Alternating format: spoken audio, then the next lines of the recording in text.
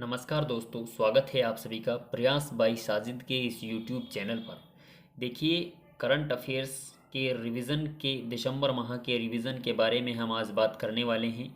जैसा कि आपको विदित होगा कि मैं 15 दिन में सब 15 दिन में मैं करंट अफेयर्स का रिवीजन लेकर आता रहा हूं।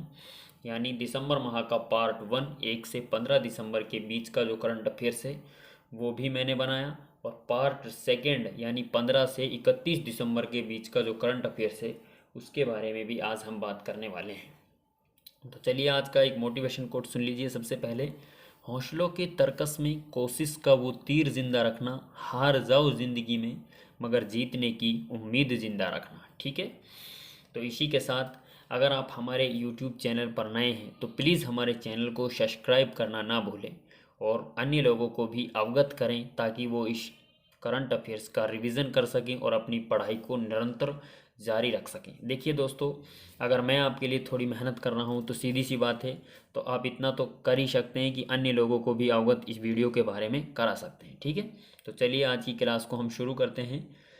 पहला क्वेश्चन है हमारा, वर्ष 2022 का हिंदी भाषा का साहित्य अकादमी पुरस्कार किसे प्रदान किया गया है? हमारा सही आंसर होगा ऑप्शन ए यानी बद्री नारायण। किसे प्रदान किया गया है? हिंदी भाषा का साहित्य अकादमी पुरस्कार बद्री नारायण को प्रदान किया गया है। इनकी लेखनी यानी इनकी कृति का नाम था तुमड़ी के शब्द। इनकी कृति का नाम था तुमड़ी के शब्द। अब देखिए, हम हिंदी साहित्य अकादमी पुरस्कार के बारे में जिक्र कर लेते हैं। साहित्य अकादमी पुरस्कार ये है 1955 यानी 1955 में स्टार्ट किया गया था, और ये कुल 24 भारतीय भाषाओं में ये पुरस्कार दिया जाता है, जिनमें से भारतीय संविधान की 22 भाषाएं, जिनका उल्लेख भारतीय संविधान में है, उन 22 भाषाओं और 2 राजस्थानी और अंग्रेजी, इन शब्दों को इन्हें ये पुरस्कार दिया जाता है इन भाषाओं में। ठीक है, अगला क्वेश्चन देखिए। हमारा अगला क्वेश्चन है, प्रतिवर्ष सुशासन दिवस 25 दिसंबर को किसकी जयंती के अवसर पर मनाया जाता है? प्रतिवर्ष सुशासन दिवस अटल बिहारी वाजपेयी, हमारे देश के न्यूनतम कार्यकाल वाले प्रधानमंत्री, इनके जन्म दिवस के अवसर पर या इनकी जयंती पर प्रतिवर्ष सुशासन दिवस 25 दिसंबर को मनाया जाता है। कब मनाया जाता है? 25 दिसंबर को। किसकी जयंती पर मनाया जाता है? अटल बिहारी वाजपेयी जी की जयंती पर यह दिवस मनाया जाता है। अब एक्चुअल में देखिए, सुशासन का मतलब क्या होता है? सुशासन का मतलब होता है निर्णय लेने और लागू करने की प्रक्रिया को ही सुशासन कहते हैं। ठीक है, यह दिवस सन 2014 में स्टार्ट किया गया था। पहली बार इस दिवस को सन 2014 में स्टार्ट किया। ठीक है, अब देख लीजिए थोड़ी हम जानकारी। अटल बिहारी वाजपेयी जो कि हमारे देश के प्रधानमंत्री रहे हैं, तो उनके बारे में हमें थोड़ी जानकारी होना ज़रूरी है। ठीक है, इनका जन्म 25 दिसंबर 1924 को हुआ। ठीक है, और ये UN महासभा में हिंदी में भाषण देने वाले एकमात्र भारतीय प्रधानमंत्री थे। ठीक है, 1980 में भारतीय जनता पार्टी इनके द्वारा बनाई गई। जब इनके द्वारा भारतीय जनता पार्टी 1980 में बनाई गई तो उस समय यह भारत के प्रधानमंत्री बनकर, भारत के पहले गैर कांग्रेसी प्रधानमंत्री बनकर सामने आए। 1996 में ये भारतीय जनता पार्टी, जिसके वर्तमान प्रधानमंत्री नरेंद्र मोदी जी हैं, वो बनाई, और इसके द्वारा और 1996 में ये सबसे बड़ी पार्टी के रूप में सामने आई। और उसी टाइम जब ये पार्टी सबसे बड़ी सामने आई तो उसी टाइम अटल बिहारी वाजपेयी मात्र 13 दिन के प्रधानमंत्री बने। मात्र इनकी सरकार 13 दिन ही चल सकी। और अगर इनके कार्यकाल के बारे में हम देखें तो 47 साल तक ये सांसद रहे, यानी 11 बार लोकसभा सदस्य और 2 बार राज्यसभा सदस्य रहे। ठीक है, आगे देख लीजिए, पहले गैर कांग्रेसी प्रधानमंत्री जिन्होंने अपना कार्यकाल पूर्ण किया।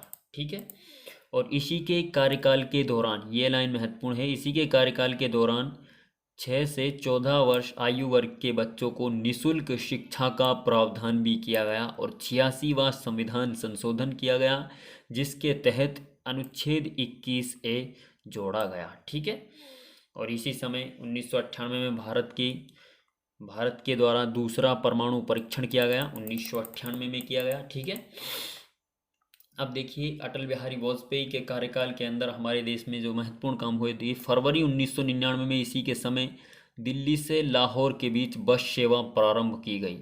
सबसे महत्वपूर्ण लाइन ये है, बस सेवा कब प्रारंभ की गई? दिल्ली से लाहौर के बीच 1999 में की गई। किसके समय की गई? हमारे देश के प्रधानमंत्री अटल बिहारी वाजपेयी जी के समय बस सेवा का प्रारंभ किया गया। पहली बार 1996 में ये प्रधानमंत्री बने, जब इनका कार्यकाल मात्र 13 दिन का था। दूसरी बार 1998 से 99 के बीच प्रधानमंत्री बने और तीसरी बार 1999 से 2004 के बीच यह प्रधानमंत्री रहे। ठीक है, इनका एक्चुअल में सुशासन दिवस 25 दिसंबर को मनाया जाता है। तो क्यों ना भाई हम दिसंबर माह के प्रत्येक जो दिवस हैं उनको एक साथ देख लेते हैं। ठीक है, तो चलिए, पहला 1 दिसंबर को मनाया जाता है एड्स दिवस। कौन सा दिवस? एड्स दिवस मनाया जाता है 1 दिसंबर को। ठीक है, और 2 दिसंबर को विश्व कंप्यूटर साक्षरता दिवस मनाया जाता है। 3 दिसंबर को विकलांग लोगों का अंतर्राष्ट्रीय दिवस। 4 दिसंबर को नौसेना दिवस। 5 दिसंबर को आर्थिक और सामाजिक विकास के लिए अंतर्राष्ट्रीय स्वयं सेवक दिवस। और 7 दिसंबर सशस्त्र सेना दिवस। 9 दिसंबर भ्रष्टाचार के खिलाफ अंतर्राष्ट्रीय दिवस। और 10 दिसंबर मानवाधिकार दिवस। 11 दिसंबर अंतर्राष्ट्रीय पर्वत दिवस। 14 दिसंबर अंतर्राष्ट्रीय ऊर्जा दिवस। 18 दिसंबर अंतर्राष्ट्रीय प्रवासी दिवस। और 9 जनवरी राष्ट्रीय प्रवासी दिवस 9 जनवरी को मनाया जाता है।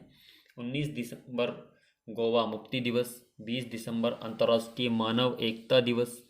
22 दिसंबर राष्ट्रीय गणित दिवस। 23 दिसंबर किसान दिवस। और 26 दिसंबर वीर बाल दिवस, जो हाल ही में पहली बार मनाया गया। थोड़ा इंपॉर्टेंट है तो इस वजह से इसको थोड़ा अंडरलाइन कर लीजिए। 29 दिसंबर अंतर्राष्ट्रीय जैव विविधता दिवस। ठीक है, अंतर्राष्ट्रीय जैव विविधता दिवस 29 दिसंबर को। अगला क्वेश्चन देखिए, चलिए, आरबीआई पहली बार किस देश के साथ भारतीय रुपए में व्यापार प्रारंभ करेगा? हमारा सही आंसर होगा रूस और श्रीलंका। ठीक है, हमारा सही आंसर होगा रूस और श्रीलंका के साथ भारतीय रुपए में व्यापार करेगा। यानी इसके द्वारा अगर भारत ऐसा करता है तो इससे भारत को फ़ायदा होने वाला है। यानी डॉलर को इसमें बढ़ावा नहीं मिलेगा और अपने ही रुपए के प्रयोग कर वह व्यापार करेगा। ठीक है, अब आरबीआई के द्वारा यह निर्णय लिया गया है तो क्यों ना भाई हम आरबीआई के बारे में भी 2-4 पॉइंट जान ही लेते हैं। तो आरबीआई का स्थापना की गई 1 अप्रैल 1935 को और इसका अधिनियम 1934। आरबीआई यानी रिजर्व बैंक ऑफ इंडिया, इसके पहले गवर्नर थे ओशवोन स्मिथ और रिजर्व बैंक ऑफ इंडिया के पहले भारतीय गवर्नर जनरल थे सी.डी. देशमुख। कौन थे? सी.डी. देशमुख। ठीक है, चलिए अगला क्वेश्चन देखिए। विद्युत मंत्रालय द्वारा राष्ट्रीय ऊर्जा संरक्षण दिवस के अवसर पर आयोजित कार्यक्रम का मुख्य अतिथि किसे बनाया गया?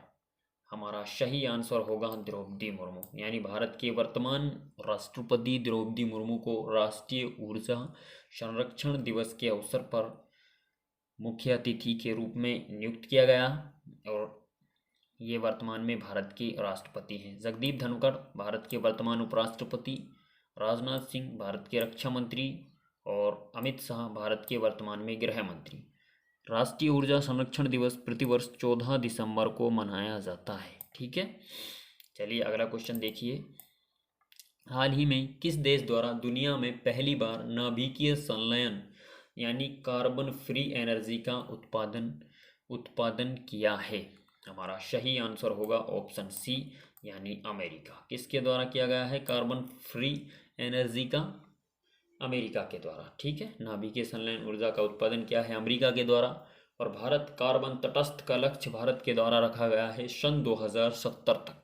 भारत का लक्ष्य है कार्बन तटस्थ सन 2070 के बीच। ठीक है, चलिए अगला क्वेश्चन। हाल ही में आयोजित अंतर्राष्ट्रीय श्रम संगठन की एशिया प्रशांत क्षेत्रीय बैठक का 17वें संस्करण का आयोजन किस देश में किया गया? हमारा सही आंसर होगा ऑप्शन डी यानी सिंगापुर। किस देश में किया गया 17वें संस्करण का आयोजन? एशिया प्रशांत क्षेत्र बैठक की 17वें संस्करण का आयोजन सिंगापुर में किया गया। किसका किया गया? अंतर्राष्ट्रीय श्रम संगठन यानी ILO, इंटरनेशनल लेबर ऑर्गेनाइजेशन। इसका उद्देश्य देखिए, इंटरनेशनल लेबर ऑर्गेनाइजेशन की अगर हम बात करें तो इसका उद्देश्य क्या है, अंतर्राष्ट्रीय आधारों पर मजदूरों तथा श्रमिकों के हितों की रक्षा के लिए नियम बनाना इसका काम है। और इसकी स्थापना 1919 में की गई। इसका मुख्यालय जिनेवा में स्थित है। ठीक है, चलिए अगला क्वेश्चन देखिए। हाल ही में चर्चा में रहा भारत चीन सैनिकों की झड़प का संबंध किस राज्य से है? वेरी वेरी इंपॉर्टेंट क्वेश्चन है ये, इसके आप स्टार लगा लीजिए। ये क्वेश्चन हमारे लिए वेरी इंपॉर्टेंट होने वाला है, क्योंकि हाल ही में अरुणाचल प्रदेश के तवांग सेक्टर में, ये मैप के माध्यम से हम समझने वाले हैं। चलिए हम थोड़ा आगे बढ़ते हैं और मैप के माध्यम से देखिए अरुणाचल प्रदेश का मैप। ये रहा हमारे सामने अरुणाचल प्रदेश का मैप, और इसके अंदर ये क्षेत्र है तवांग क्षेत्र। ये रहा, आपके सामने दिखाई दे रहा होगा। इस सेक्टर में भारत और चीन की सेना के मध्य हाल ही में झड़प हुई है, और दोनों देशों की झड़प होने से आपस में सेनाओं के मध्य मतभेद हुआ, और मतभेद होने से कुछ सैनिकों को गंभीर चोट भी आई है। तो इसी दौरान ये वर्तमान में ये पॉइंट चर्चा में है भारत चीन के मध्य।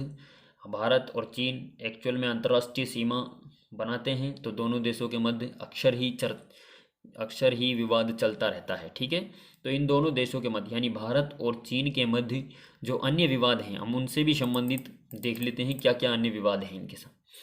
अन्य विवादों में देखिए अक्साई चीन विवाद, ये हमारा चलता रहता है। डोकलाम विवाद, ये भी चलता रहता है। ब्रह्मपुत्र नदी जल विवाद, स्टेपल वीज़ा विवाद, ये भी चलता रहता है। ठीक है भाई, स्टेपल वीज़ा विवाद, ये विवाद एक्चुअल में अरुणाचल प्रदेश के लोगों के लिए चमगादड़ चाइना जो है, ये अपनी छोटी हरकत करने से भाई बाज कभी भी नहीं आता।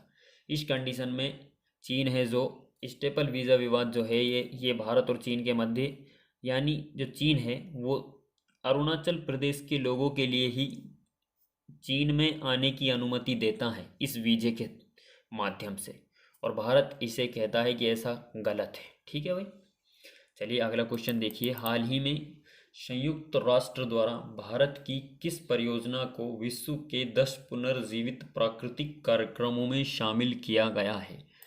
हमारा सही आंसर होगा ऑप्शन ए, यानी नमामि गंगे कार्यक्रम।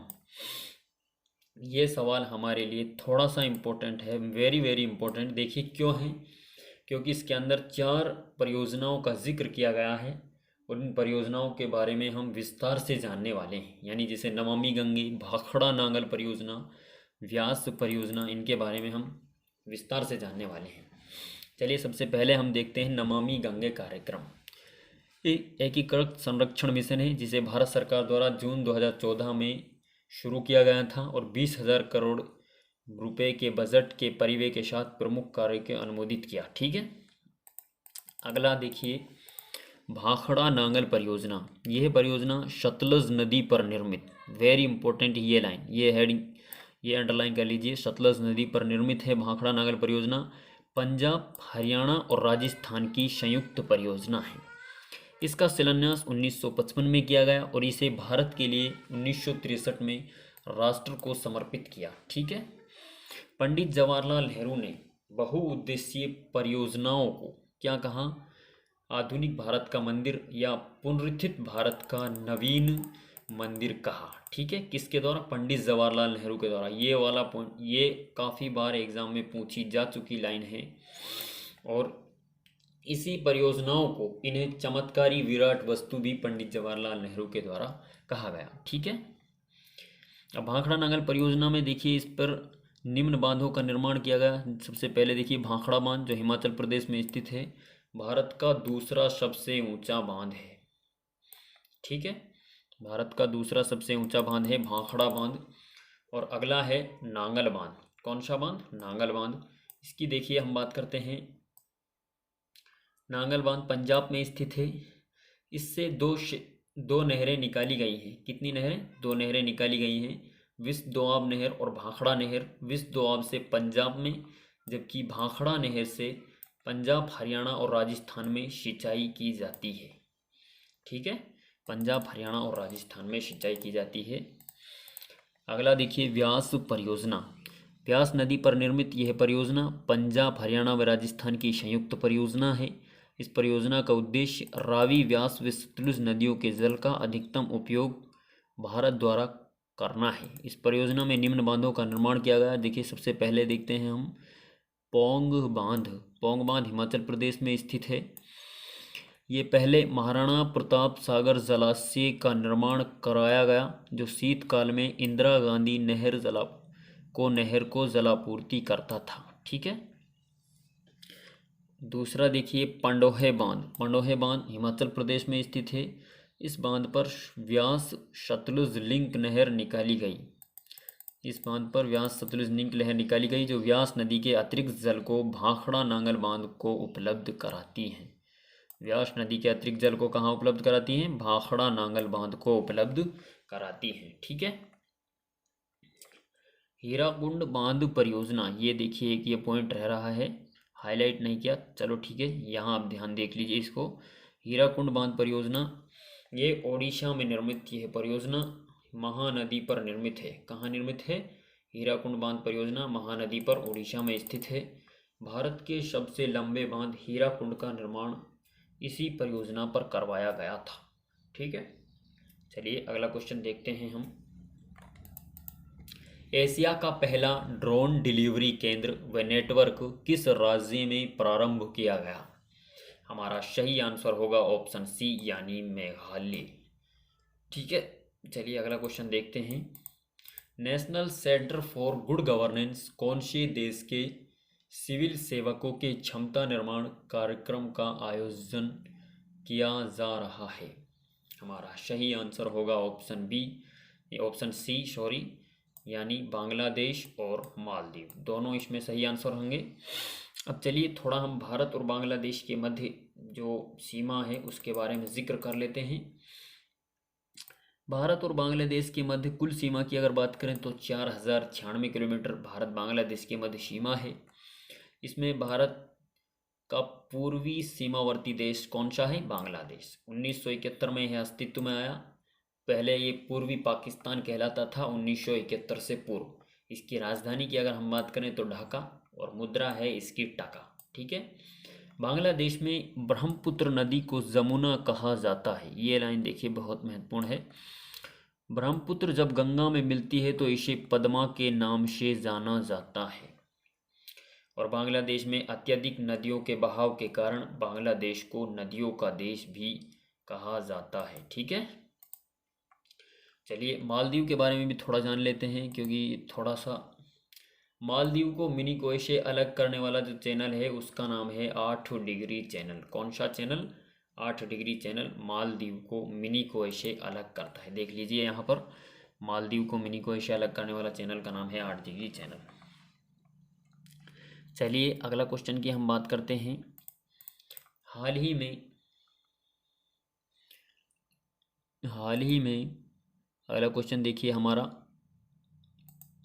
हाल ही में किस देश द्वारा दुनिया का पहला निजी मून लैंडर प्रक्षेपित किया गया? तो हमारा सही आंसर होगा इसमें ऑप्शन सी, यानी जापान। किसके द्वारा निजी मून लैंडर प्रक्षेपित किया? तो इसमें सही आंसर होगा जापान, यानी ऑप्शन सी। अब जापान के बारे में एक दो पॉइंट तो भाई बनते ही। अगर जापान आया है तो भाई इसे निप्पनों का देश कहा जाता है, उगते सूर्य का देश कहा जाता है, तो भाई एक दो पॉइंट तो बनते ही। चलिए शुरू करते हैं। जापान की राजधानी की अगर हम बात करें तो जापान की राजधानी है टोक्यो, और इसकी मुद्रा येन। सेनन नदी जापान की लंबी व मुख्य नदी है। चलिए विश्व दर्शन की तरह आपको मैं भाई वीडियो लेकर आ रहा हूँ, तो भाई क्यों ना हम बात सबके ही कर लें। सेनन नदी जापान की लंबी व मुख्य नदी है। ओसाका जापान का मैनचेस्टर कहलाता है। वेरी वेरी इंपॉर्टेंट लाइन है। अगर ओसाका जापान का मैनचेस्टर कहलाता है तो भारत का मैनचेस्टर कौन सा शहर कहलाता है, ये आप मुझे कमेंट सेक्शन में ज़रूर बताएं। ठीक है। और यवांटा जापान का पिट्सबर्ग। और दूसरा क्वेश्चन है आपसे, उत्तर भारत का मैनचेस्टर किसे कहा जाता है? ठीक है। उत्तर भारत का मैनचेस्टर किसे कहा जाता है? ठीक है। पहला क्वेश्चन है मेरा, भारत का मैनचेस्टर किसे कहा जाता है, ये भी कमेंट सेक्शन में आप मुझे बताएंगे। और उत्तर भारत का मैनचेस्टर आप किसे कहा जाता है, ये भी कमेंट सेक्शन में आप मुझे बताएंगे, ठीक है। अगला क्वेश्चन देखिए, एशिया पैसिफिक ब्रॉडकास्टिंग यूनियन का अध्यक्ष किसे चुना गया है। हमारा सही आंसर होगा ऑप्शन डी यानी सुनील, ठीक है।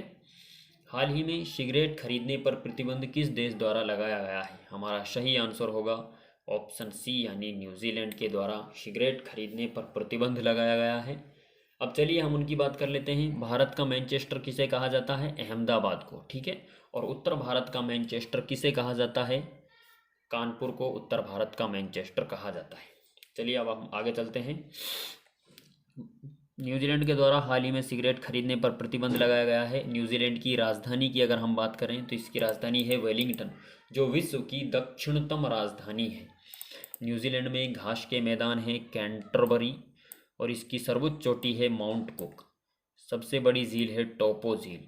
न्यूजीलैंड की सबसे बड़ी झील का नाम है टोपो झील, ठीक है। माओरी जनजाति के लोग न्यूजीलैंड की वेहांगुनुई नदी पर निर्भर हैं और इस नदी को जीवित मानव का दर्जा प्राप्त है। वेरी इंपॉर्टेंट लाइन है ये, जीवित मानव का दर्जा किस नदी को प्राप्त है, तो इसका हमारा सही आंसर होगा वेहांगानुई को जीवित मानव का दर्जा प्राप्त है, ठीक है। चलिए अगला क्वेश्चन देखिए, जलवायु परिवर्तन मिशन शुरू करने वाला पहला राज्य कौन सा है। सही आंसर होगा ऑप्शन बी यानी तमिलनाडु। जलवायु परिवर्तन मिशन शुरू करने वाला पहला राज्य है, ठीक है। चलिए अगला क्वेश्चन देखिए, आयुष्मान भारत स्वास्थ्य कार्ड योजना वितरण क्षेत्र में प्रथम पुरस्कार किस राज्य को प्रदान किया गया। हमारा सही आंसर होगा ऑप्शन ए यानी जम्मू कश्मीर। आयुष्मान भारत स्वास्थ्य कार्ड योजना के बारे में हम बात करते हैं। यह योजना 10 करोड़ गरीब और कमज़ोर परिवारों को कवर करेगी।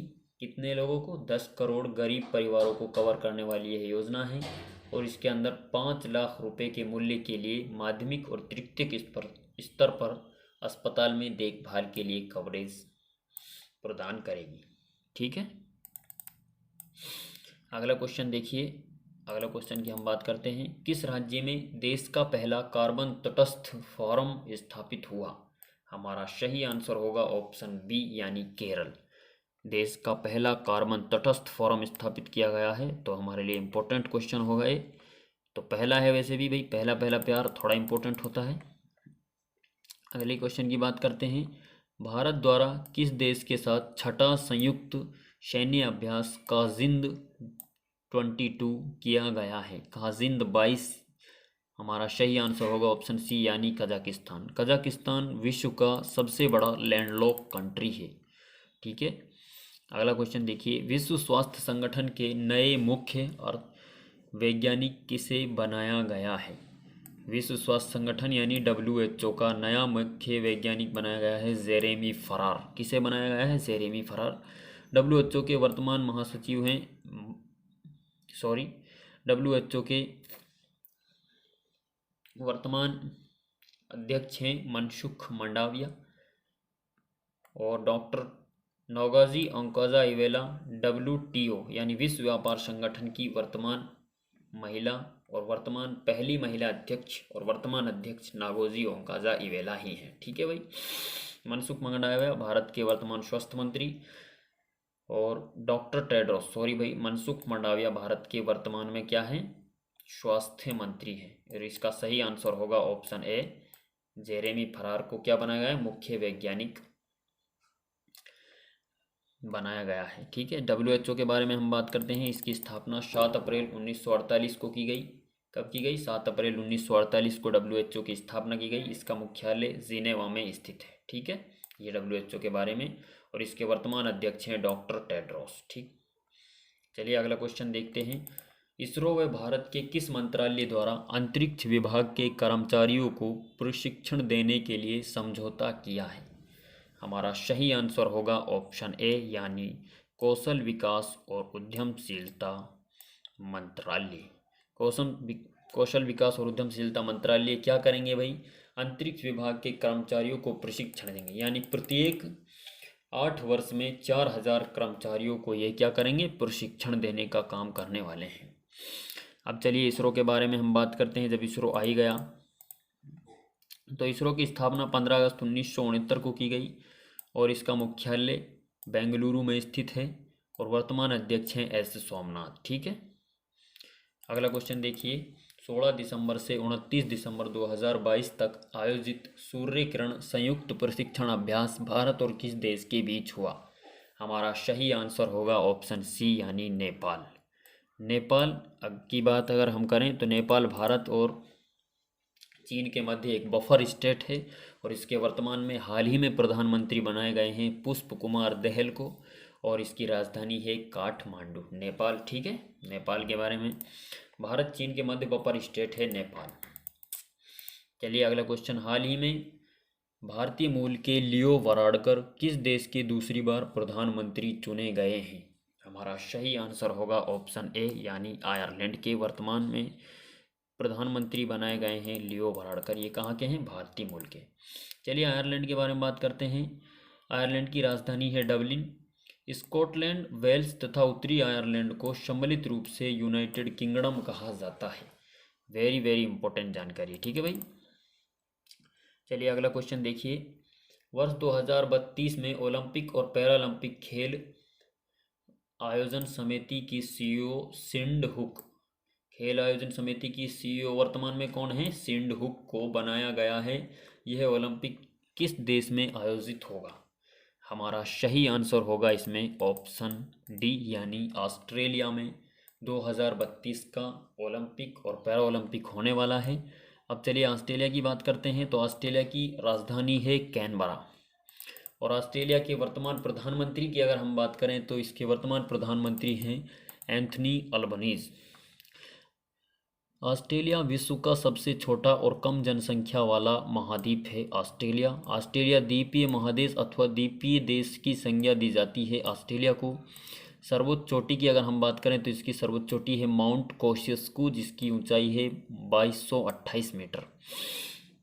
ऑस्ट्रेलिया महाद्वीप के अधिकांश क्षेत्रों में कम जनसंख्या, कम वर्षा तथा जल की सीमित उपलब्धता के कारण इसे क्या कहा जाता है? प्यासी भूमि का देश कहा जाता है ऑस्ट्रेलिया को। क्यों कहा जाता है? क्योंकि जल की उपलब्धता की कमी के कारण। ठीक है, यहाँ पर अगर सोने की खानों की बात की जाए तो कालगुरली और कुलगारली सोने की खान है और उष्णकटिबंधीय चक्रवात को यहाँ पर विली विली कहा जाता है। प्रमुख नदियों में मर्रे और डार्लिंग इसकी प्रमुख नदियाँ हैं।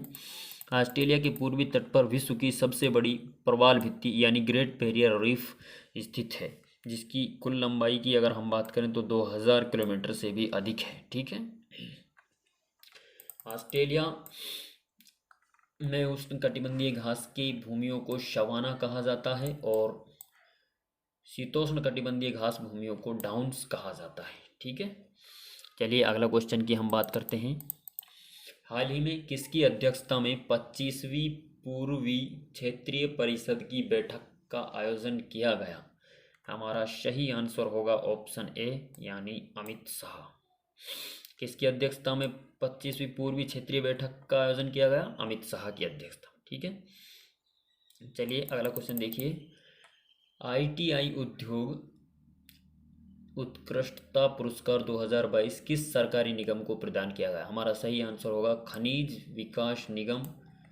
इसका हेडक्वार्टर हैदराबाद में स्थित है। चलिए अगला क्वेश्चन देखिए। वर्ष 2022 में द्वितीय सुशासन सप्ताह कब से कब तक मनाया गया? हमारा सही आंसर होगा ऑप्शन ए 19 दिसंबर से 25 दिसंबर के बीच द्वितीय सुशासन सप्ताह मनाया गया। ठीक है, अगला क्वेश्चन देखिए। वीवो प्रो कबड्डी लीग 2022 का 9वां सीजन किस टीम ने जीता? सही आंसर होगा जयपुर पिंक पैंथर्स के द्वारा प्रो कबड्डी लीग का 9वां सीजन जीता गया है। अगला क्वेश्चन देखिए। 11वां वैश्विक खाद्य सुरक्षा सूचकांक में किस देश को प्रथम स्थान प्राप्त हुआ? हमारा सही आंसर होगा फिनलैंड यानी ऑप्शन बी। ठीक है, अगला क्वेश्चन देखिए। हाल ही में किस देश को यूरोपीय संघ का तीसरा औपचारिक उम्मीदवार घोषित किया गया है? हमारा सही आंसर होगा ऑप्शन ए यानी बोस्निया। बोस्निया को यूरोपियन संघ यानी यूरोपियन यूनियन का तीसरा औपचारिक मेंबर बनाया गया है। यूरोपियन यूनियन से हाल ही में इंग्लैंड अलग हुआ है। उस अलग होने की प्रक्रिया को ब्रेग्जिट कहा जाता है। यूरोपियन यूनियन का मुख्यालय बेल्जियम ब्रुसेल्स में स्थित है। बोस्निया को 27 राष्ट्रों के समूह में शामिल किया है और औपचारिक रूप से इसे उम्मीदवार बनाने की बात की जा रही है। ठीक है भाई। अब हम देखते हैं यूक्रेन और मोल्दोवा, ये किस कौन सा बनाया है? तीसरा बनाया है। और इससे पहले दो हैं, यूक्रेन और मोल्दोवा के बाद इसको बनाया गया है। ठीक है, चलिए अगला क्वेश्चन देखिए। हॉकी पुरुष विश्व कप 2023 ओडिशा में अंतर्राष्ट्रीय हॉकी महासंघ ने किस भारतीय निजी कंपनी को भागीदार बनाया है? हमारा सही आंसर होगा इसमें टाटा कंपनी को, टाटा स्टील लिमिटेड, यानी ऑप्शन बी इसमें सही आंसर होने वाला है। चलिए अगला क्वेश्चन देखिए। मिसेज वर्ल्ड 2022 का खिताब किसने जीता है? हमारा सही आंसर होगा सरगम कौशल। सरगम कौशल जम्मू कश्मीर की महिला हैं, इनके द्वारा मिसेज वर्ल्ड का खिताब जीता गया है। ठीक है। भारतीय सरकार की किस संस्था द्वारा देशव्यापी अभियान एक सप्ताह एक लैब प्रारंभ करने की घोषणा की है? हमारा सही आंसर होगा CSIR, यानी council of scientific industrial research. CSIR की स्थापना 1942 में की गई और इसके वर्तमान में महानिदेशक इसका बना, इसके प्रधानमंत्री वर्तमान में अध्यक्ष होते हैं, यानी जो वर्तमान प्रधानमंत्री होता है वही इसका अध्यक्ष होता है CSIR का। इसकी स्थापना 1942 में की गई और इसके महानिदेशक बनाए गए हैं नल्लाथम्बी कलाई सेल्वी को। ठीक है, चलिए अगला क्वेश्चन देखिए। ये देख लीजिए, CSIR की स्थापना 1942, अध्यक्ष होते हैं इसके प्रधानमंत्री, महानिदेशक इसका बनाया गया है नल्लाथम्बी कलाई सेल्वी को। ठीक है, चलिए अगला क्वेश्चन देखिए। अगला क्वेश्चन पर हम चलते हैं। हाल ही में किस मंत्रालय द्वारा प्रधानमंत्री कौशल को काम कार्यक्रम का नया नाम PM विकास योजना रखा है? हमारा सही आंसर होगा अल्पसंख्यक मंत्रालय। अल्पसंख्यक मंत्रालय के वर्तमान में मंत्री हैं स्मृति ईरानी। ठीक है, मुख्तार अब्बास नकवी के स्थान पर इसको बनाया गया है स्मृति ईरानी को। चलिए अगला क्वेश्चन देखिए। हाल ही में किस राज्य में 21 जैरे या चावल के त्यौहार का शुभारंभ किया है? हमारा सही आंसर होगा ऑप्शन बी, यानी केरल। ठीक है, ऑप्शन बी यानी केरल हमारा सही आंसर होने वाला है। अगला क्वेश्चन देखिए। हाल ही में नई दिल्ली में जवाहर नेहरू स्टेडियम में पूर्वोत्तर समारोह के कौन से संस्करण का आयोजन किया गया? हमारा सही आंसर होगा ऑप्शन बी, 10वें समारोह का 10वें संस्करण का आयोजन किया गया। चलिए अगला क्वेश्चन देखिए। इनर्टिया अवार्ड 2022 में भारत की सर्वश्रेष्ठ वैश्विक प्रतिस्पर्धा विद्युत कंपनी का अवार्ड किसे प्रदान किया गया है? हमारा सही आंसर होगा NHPC, यानी National Hydro Electric Power Corporation. इस National Hydro Electric Power Corporation का अगर उद्देश्य की बात करें तो सभी रूपों में हाइड्रो इलेक्ट्रिक पावर को समेकित और दक्षित विकास की योजना बनाना इसका उद्देश्य है। NHPC की स्थापना 1975 में की गई। इसमें हमें हेडक्वार्टर जो है इसका ये याद रखने वाला पॉइंट है, क्योंकि इसका हेडक्वार्टर फरीदाबाद में स्थित है। ठीक है, NHPC की स्थापना 1975 में की गई, इसका मुख्यालय फरीदाबाद में स्थित है। अगला क्वेश्चन देखिए। फिजी का नया प्रधानमंत्री किसे नियुक्त किया गया है? हमारा सही आंसर होगा सातविनी राबुका। कौन सा? हमारा सही आंसर होगा सातविनी राबुका को फिजी का नया प्रधानमंत्री नियुक्त किया गया। अगला क्वेश्चन देखिए। पहला अंतर्राष्ट्रीय तटीय महोत्सव 2022 का आयोजन किस राज्य में किया जा रहा है? सही आंसर केरल, ऑप्शन सी हमारा होने वाला है। अब अंतर्राष्ट्रीय तटीय महोत्सव का आयोजन किया जा रहा है तो इसका उद्देश्य है तटीय सीमा की सुरक्षा करना। ठीक है, तो देखिए अब भारत की तटीय सीमा की अगर हम बात करें तो एक मैप के माध्यम से हम इसको समझने वाले हैं। जैसा आपको दिखाई दे रहा होगा, ये भारत की तटीय सीमा है, ये वाली, जिसके अंतर्गत भारत के 9 राज्य शामिल हैं। ठीक है, और इसकी कुल लंबाई 7516.6 किलोमीटर है, जिसमें 9 राज्य और 4 केंद्र शासित प्रदेश शामिल हैं। और इसकी मुख्य भूमि यानी जो भारत के सीमा के पास वाली जो भूमि है उसकी अगर कुल लंबाई की बात करें तो 6100 किलोमीटर, जिसमें 9 राज्य और 2 केंद्र शासित प्रदेश शामिल हैं। ठीक है, और ये मिस प्रिंटिंग से गलती हुई है भाई, ये 2 केंद्र शासित प्रदेश हैं बल्कि 4 नहीं है। ठीक है, और हम बात करते हैं भारत की जलीय सीमा की लंबाई कितनी है, तटीय सीमा की 7516.6 किलोमीटर। ठीक है, चलिए अगला क्वेश्चन देखिए। इंदिरा गांधी शांति निरस्त्रीकरण और विकास पुरस्कार किस संस्था को प्रदान किया गया? हमारा सही आंसर होगा ऑप्शन सी, यानी इंडियन मेडिकल एसोसिएशन और trade nurses organisation of India. ठीक है, इन दोनों संस्थाओं को इंदिरा गांधी शांति निरस्त्रीकरण पुरस्कार प्रदान किया गया है। वेरी इंपॉर्टेंट है भाई, थोड़ा इंपॉर्टेंट कर लीजिए इसको। अगला देखिए, हाल ही में रेलवे बोर्ड का नया चेयरमैन किसे बनाया गया है? ये इंपॉर्टेंट क्वेश्चन है भाई। रेलवे बोर्ड का नया चेयरमैन किसे बनाया गया है हाल ही में? अनिल कुमार लाहोटी को। रेलवे बोर्ड की अगर हम बात करें तो रेलवे बोर्ड का गठन रॉबर्टसन आयोग की सिफारिश पर किया गया।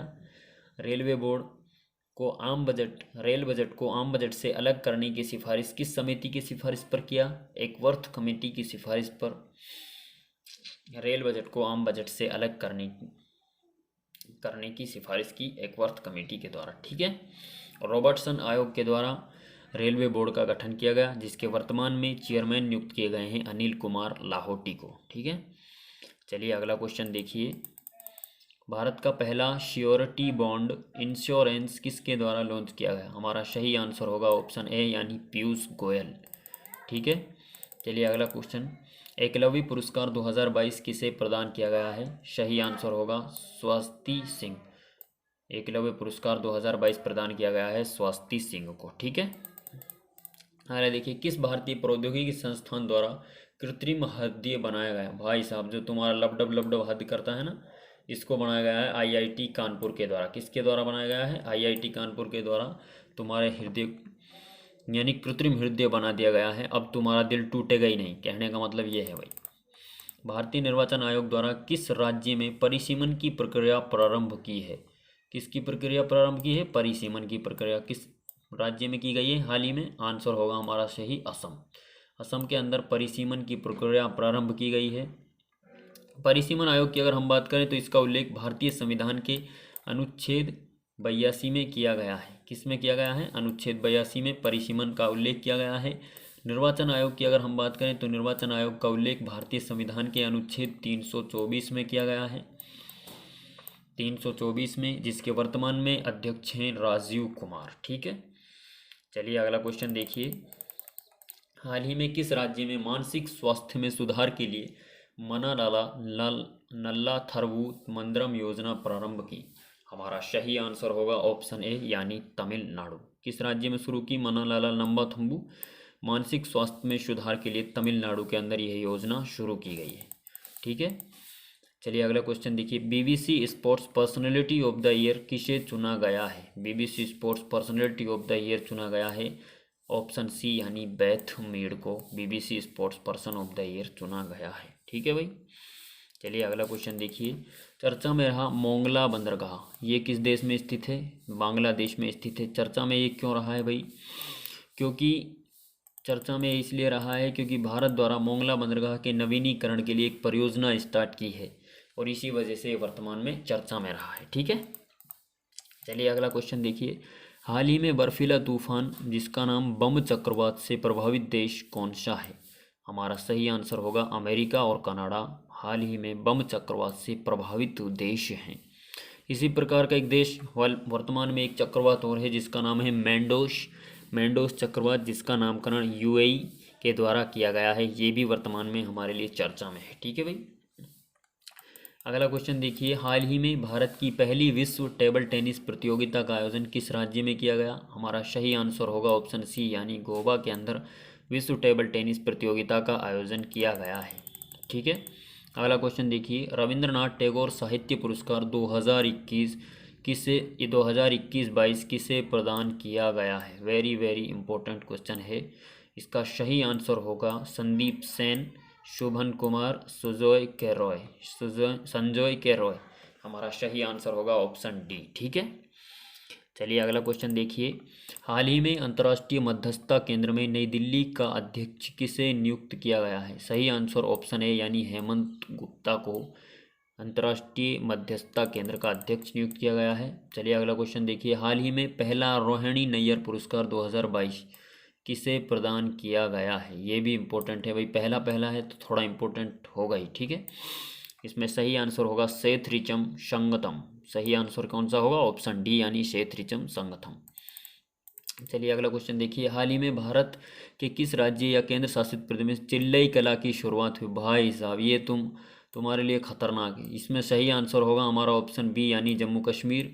अगर तुम हकटन करने जाते हो और तुम्हें भाई साहब ठंडा पानी मिले, तुम्हारी रोंगटे खड़े हो जाएं। चिल्लई कला ये जम्मू कश्मीर के अंदर है। ये स्थिति 21 दिसंबर से यह स्टार्ट होता है। एक्चुअल में ये 40 दिनों तक चलने वाला है चिल्लई कला। और इसके बाद आता है चिल्लई खुर्द जो 20 दिनों तक चलता है, और उसके बाद 10 दिनों तक चलने वाला आता है चिल्लई बच्चा। ठीक है, जम्मू कश्मीर में चलते हैं सर्दियों के समय में, ऐसा इनको कहा जाता है। ठीक है भाई, अगला क्वेश्चन देखिए, देश का पहला मानव अंतरिक्ष उड़ान अभियान गगनयान के अंतर्गत कौन सा मानव सहित मिशन होगा? मानव सहित मिशन कौन सा होगा? H1। ठीक है, मानव रहित नहीं भाई, मानव सहित। इसको लॉन्च कौन सा संस्था करेगी? इसरो यानी इंडियन स्पेस रिसर्च ऑर्गेनाइजेशन इसे लॉन्च करेगी। 2024 में ये लॉन्च होगा। जिस रॉकेट से लॉन्च होगा उसका नाम है GSLV Mk3। ठीक है, चलिए अगला क्वेश्चन देखिए, भारत की G20 अध्यक्षता के तहत कितने एंगेजमेंट ग्रुप की स्थापना की जाएगी? ठीक है भाई, तो इसमें सही आंसर होगा हमारा ऑप्शन बी यानी 10 एंगेजमेंट ग्रुप की स्थापना की जाएगी। अगर G20 के बारे में आपको विस्तार से जानना है तो इसके लिए मैं आप लोगों के लिए पार्ट 1 में G20 के बारे में बहुत विस्तृत चर्चा कर चुका हूँ। ठीक है, चलिए अगला क्वेश्चन देखिए, भारत द्वारा पहली बार वीर गोर्जियन हवाई युद्धाभ्यास किस देश के साथ आयोजित करने की घोषणा की है? हमारा सही आंसर होगा ऑप्शन बी यानी जापान। जापान के बारे में हम संपूर्ण चर्चा कर चुके हैं। चलिए अगला क्वेश्चन देखिए, थोड़ा फटाफट हमें रिवीजन करना है भाई, इसलिए तो चलिए, हाल ही में किस संस्था को शीर्ष ग्रीन बिल्डिंग पुरस्कार 2022 से सम्मानित किया गया? कौन सा पुरस्कार? शीर्ष ग्रीन बिल्डिंग पुरस्कार। इंपॉर्टेंट क्वेश्चन है। भारतीय विशिष्ट पहचान प्राधिकरण यानी UIDAI जो हमारे आधार कार्ड बनाने का काम करती है, उस संस्था को ग्रीन बिल्डिंग पुरस्कार से सम्मानित किया गया है 2022 में। चलिए अगला क्वेश्चन देखिए, हाल ही में आयोजित 8वें इंटरनेशनल बैलून फेस्टिवल का आयोजन किस राज्य में किया गया? हमारा सही आंसर होगा ऑप्शन डी यानी तमिलनाडु में बैलून फेस्टिवल के 8वें संस्करण का आयोजन किया गया है।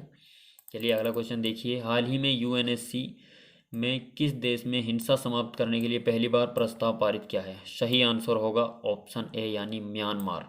म्यांमार के द्वारा UNSC United nation security council में हिंसा समाप्त करने के लिए पहली बार प्रस्ताव को पारित किया है। ठीक है, अगला क्वेश्चन देखिए, हाल ही में किस राज्य में भारत का पहला और विश्व का दूसरा इन्फेंट्री संग्रहालय का उद्घाटन किया गया है? ऑप्शन बी हमारा सही आंसर होगा।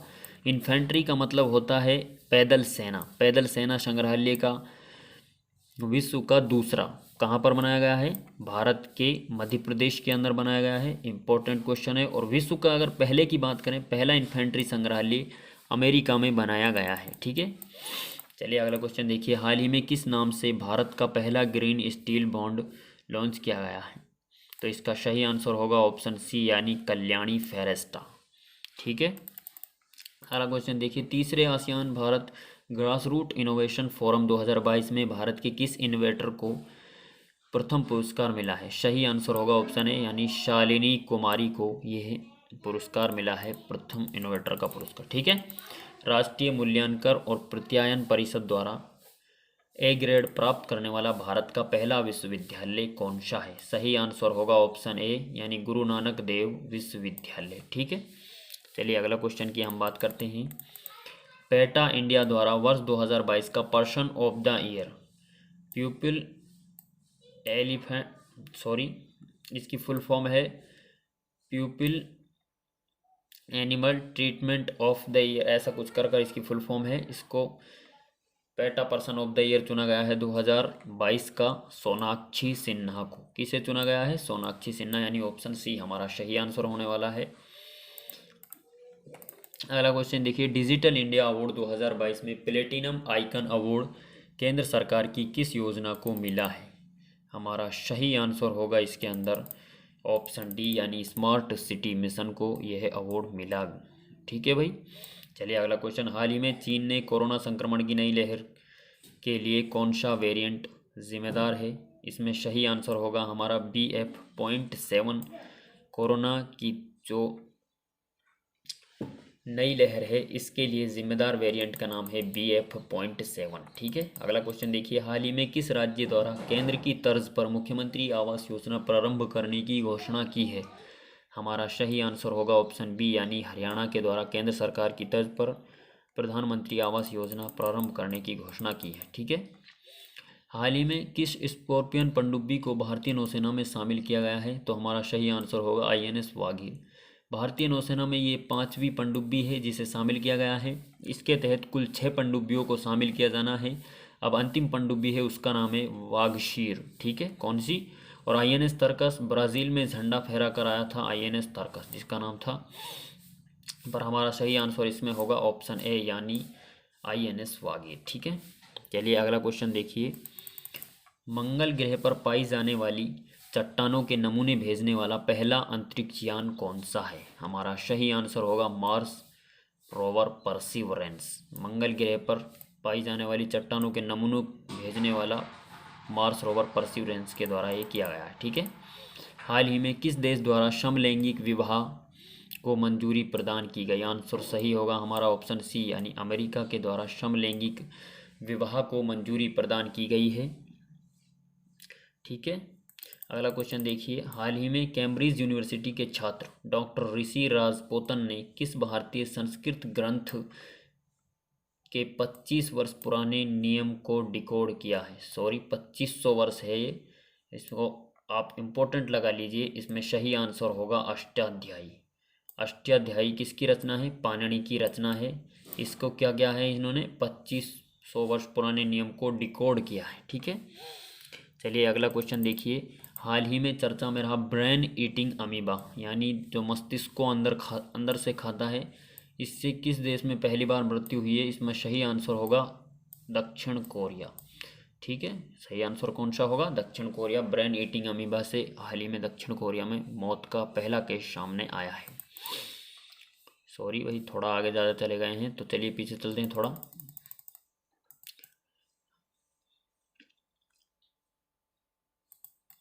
अगला क्वेश्चन देखिए, देश की इंडिया ऑयल कॉरपोरेशन कंपनी द्वारा किस राज्य में पहली बार सघन टीबी उन्मूलन परिवार योजना प्रारंभ की है? ऑप्शन सी हमारा सही आंसर होगा, यानी उत्तर प्रदेश और छत्तीसगढ़ के द्वारा सघन टीबी योजना शुरू की है, क्योंकि हमारे देश के द्वारा टीबी हराने का लक्ष्य रखा गया है सन 2025, तो इसीलिए। अगला क्वेश्चन देखिए, हाल ही में झानू जात्रा महोत्सव किस राज्य में शुरू हुआ है? हमारा सही आंसर होगा ऑप्शन डी, यानी ओडिशा। यह भगवान श्री कृष्ण और मामा कंस की कहानी इस पर्व के अंदर दर्शाई गई है। ये 11 दिनों तक ओडिशा के अंदर चलने वाला है। ठीक है, तो चलिए अब हम भारत के कुछ महत्वपूर्ण महोत्सवों के बारे में बात कर लेते हैं, जिसे भरतनाट्यम तमिलनाडु कौन से राज्य का है? भरतनाट्यम तमिलनाडु। कथक की अगर हम बात करें तो उत्तर प्रदेश, कथकली की अगर हम बात करें तो केरल, कुचिपुड़ी आंध्र प्रदेश, ओडिसी उड़ीसा और मणिपुरी मणिपुर, सत्रिया की अगर हम बात करें तो यह असम। भारत के प्रमुख महोत्सव। चलिए अगला क्वेश्चन देखिए, हाल ही में किस राज्य में स्थित निर्वाचन क्षेत्र धर्मदान भारत का पहला पूर्ण पुस्तक का निर्वाचन क्षेत्र घोषित हुआ है? वेरी वेरी इंपॉर्टेंट क्वेश्चन है भाई। पूर्ण पुस्तक का निर्वाचन क्षेत्र घोषित हुआ है केरल। हमारा सही आंसर होगा ऑप्शन सी, यानी केरल। ठीक है, अगला क्वेश्चन देखिए, हाल ही में किस राज्य की बुलंदशहर जेल को दूसरी जेल का 5 स्टार रेटिंग प्रदान किया गया है? सही आंसर होगा हमारा ऑप्शन बी, यानी option A sorry, Uttar Pradesh की जेल को, बुलंदशहर की जेल को eat right station 5 star eat right station rating प्रदान की गई है। ठीक है भाई, किसके द्वारा ये रेटिंग की दी जाती है? FSSAI यानी food security standard authority of India के द्वारा यह प्रदान की जाती है, जिसकी अधिनियम 2006 का है और इसकी स्थापना सन 2008 में की गई। और पहली जेल जिसे ईट राइट रेटिंग प्रदान की गई थी उसका नाम क्या था? फर्रुखाबाद जेल। ये कौन सी है? सेकंड जेल है। और वो उत्तर प्रदेश की, उसका नाम है बुलंदशहर जेल। ठीक है, अगला क्वेश्चन देखिए, सॉरी थोड़ा आगे चले गए हैं। अगला क्वेश्चन देखिए हमारा, खेलो इंडिया यूथ गेम्स 2023 के 5वें संस्करण का आयोजन किस राज्य में होगा? हमारा सही आंसर होगा ऑप्शन सी, यानी मध्य प्रदेश में खेलो इंडिया यूथ गेम्स के 5वें संस्करण का आयोजन होगा। और खेलो इंडिया यूथ गेम्स के पहले संस्करण का आयोजन नई दिल्ली में हुआ, और खेलो इंडिया यूथ गेम्स के 4th संस्करण का आयोजन हरियाणा में हुआ। ठीक है, और 5वें संस्करण का आयोजन कहाँ पर होगा? 5वें संस्करण का आयोजन हमारा होने वाला है मध्य प्रदेश के अंदर। ठीक है, चलिए अगला क्वेश्चन देखिए, राष्ट्रीय अटल सम्मान पुरस्कार 2022 किसे प्रदान किया गया है? हमारा सही आंसर होगा उपयुक्त सभी। राष्ट्रीय अटल सम्मान पुरस्कार केवल 12 व्यक्तियों को प्रदान किया गया, जिसके अंतर्गत 12 व्यक्तियों में से हमारे सामने यह व्यक्ति हैं दिव्या काकरण, जो हमारे लिए इम्पोर्टेंट है, वो हमने आपके सामने लगा दिए हैं। दिव्या काकरण, यशपाल शर्मा, कन्हैयालाल मित्र। ठीक है, तो इसी प्रकार से आज की क्लास को हम यहीं पर समाप्त करते हैं। इसी प्रकार मैं आप लोगों के लिए, अगर आप लोगों का लगा हो कि भाई मैंने इसमें आपके लिए कुछ थोड़ी बहुत मेहनत की है, तो आप थोड़ा सा काम मेरे लिए इतना कर सकते हैं कि आप प्लीज़ इस वीडियो को अन्य लोगों को भी शेयर करें। ठीक है, और अगर आपको इसकी पीडीएफ की आवश्यकता है तो प्लीज़ मैं इसकी पीडीएफ आपको अपने यूट्यूब चैनल के एक नीचे लिंक में दिखा दूंगा, वहाँ से आप इसकी पीडीएफ डाउनलोड कर लेना, आपको इसकी पीडीएफ भी प्राप्त हो जाएगी। ठीक है भाई, तो इसी प्रकार से आज के लिए इतना ही। धन्यवाद, थैंक यू सो मच।